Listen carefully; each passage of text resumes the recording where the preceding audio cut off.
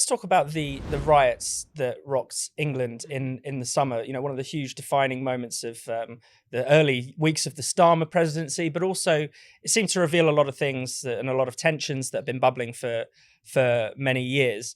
The elite point of view of the riots, Inaya, is basically that, well, you know, we've all got a bit too much free speech, that everyone out there is horrible anyway, and we've unleashed this, this nastiness that is latent within inside us. What do you make of that sort of take?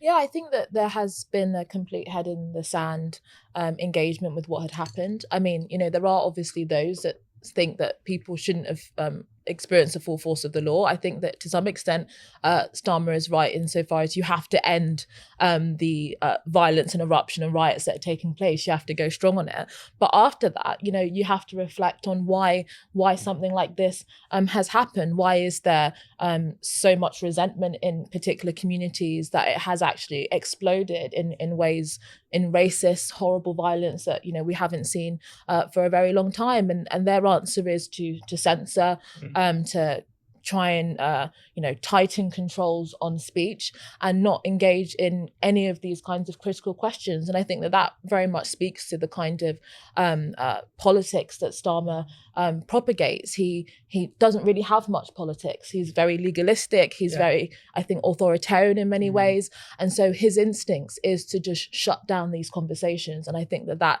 is just going to fuel further resentment. Yeah, Tom. I mean, obviously, for no offense to our American viewers, but there has been this sense from abroad that Britain has suddenly slid into a sort of dystopia of censorship. Yeah. But of course, a lot of these things have been around for a while.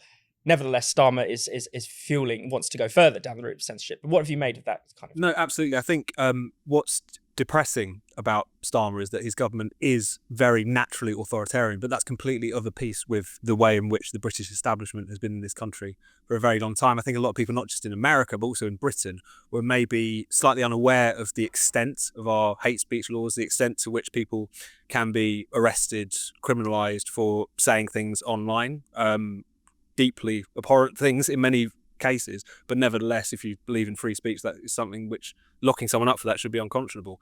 That's just part of like the operating system of our politics and our law, and it has been for a very long time. Britain, along with a lot of European countries, have bought this myth that the way in which you challenge bigotry is through censorship, and also not recognizing that actually censorship can play a role in inflaming those intolerances, those bigotries. They can certainly feed the conspiratorial form that racism now seems to take in the current moment, in the kind of online echo chambers in which it's currently developing.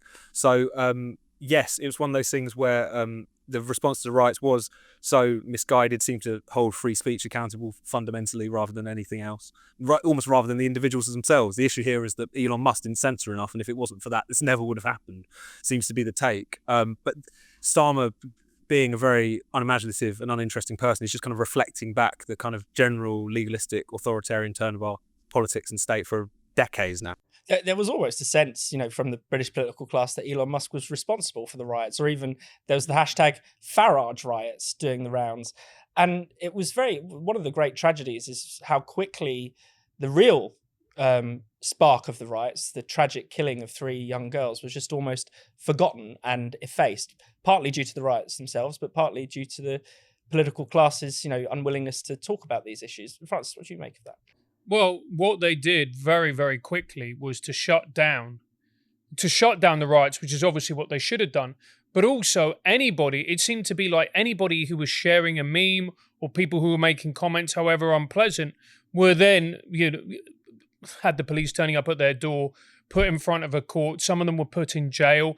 And it got to the point where it was bizarrely surreal, where they were releasing people from jail in order to put people who said nasty things online, including one person who was a registered sex offender who got as far as a train station before he sexually assaulted someone and then had to be put back in prison.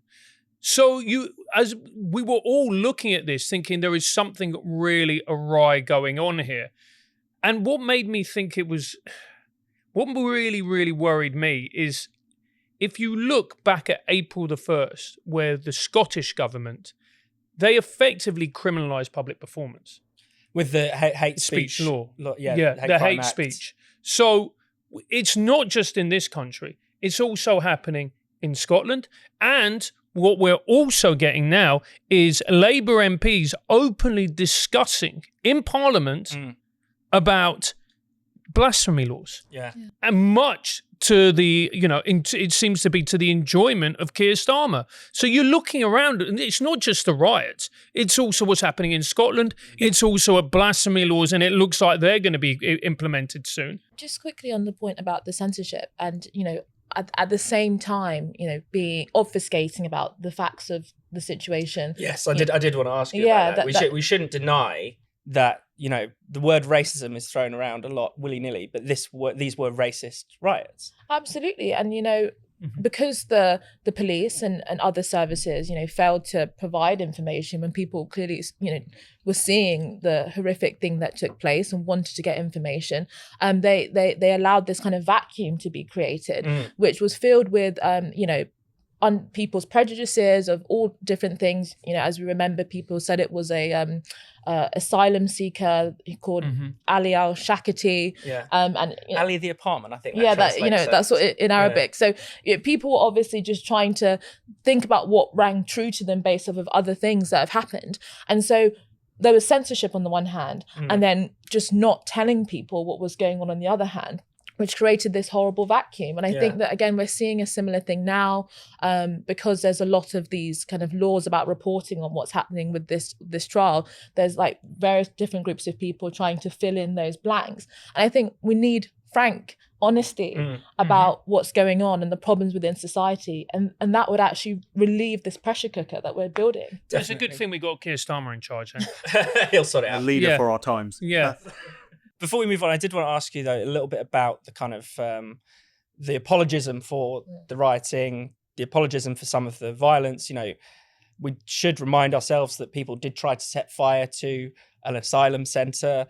People were in Southport, the town where the attack happened, throwing things and barricading people into a mosque. This was very serious racist violence, but a lot of people were trying to downplay that, not fully confront that, as if there's something progressive about that. Yeah, I mean, I don't live in that area, but even as an ethnic minority, I was worried when I was seeing that. This is not something that, we're used to seeing in this country. There were reports that random non-white people were being assaulted. This is really dark, horrible stuff.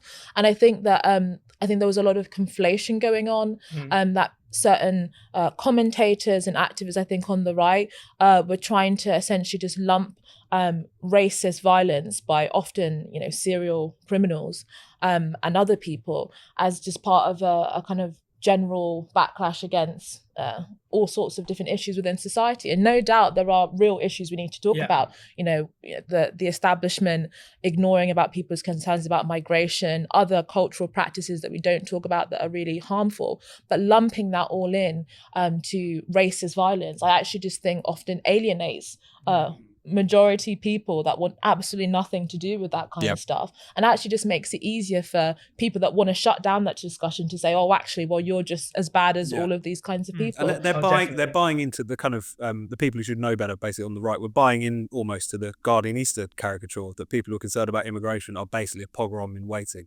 And by there'd be all kinds of different ways people would do it, but by either refusing to acknowledge it or by kind of looking past it or trying to present in a roundabout kind of way this as an not just explicable but inevitable, perhaps even understandable response to mass immigration or so on. They just conflated the mass of society with racist, violent thugs. It was precisely what they were accusing Keir Starmer of doing in his speeches and his responses to all of it.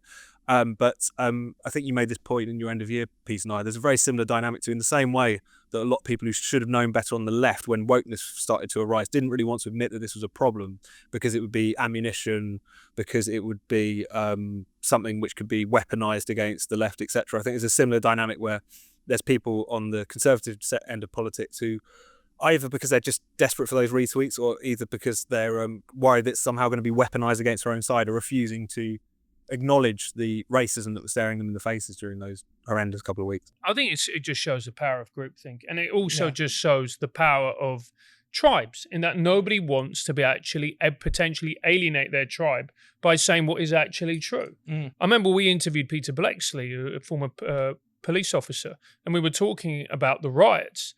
And I was, I remembered speaking at one point and talking about how there were racist elements to it. I saw a clip of, I think it was 6 white guys beating up a black guy. And it just reminded me of the worst of far-right racism, particularly related to football violence in the 1980s. Yeah. And the fact that I didn't see practically anybody on the right come out and condemn it. Maybe they did, but I didn't really see any of them. Is frankly abhorrent. Yeah.